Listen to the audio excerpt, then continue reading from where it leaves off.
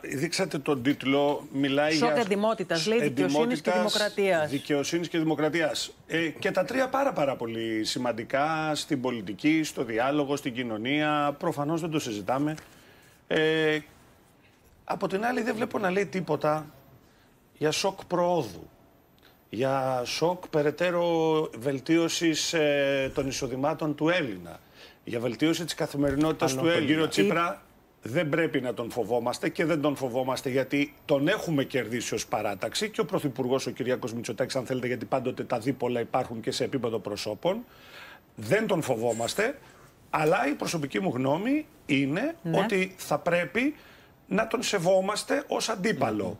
Είναι ένας άνθρωπος ο οποίος διετέλεσε πρωθυπουργός.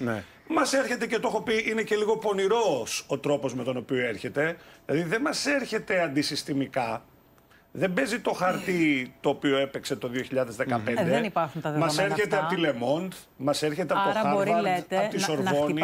Η κοινωνία θα επιλέξει ποιος είναι ο αντίπαλος της Νέας Δημοκρατίας. Και ένα Εμείς δεν είναι ο ρόλος μας να επιλέξουμε αντίπαλο.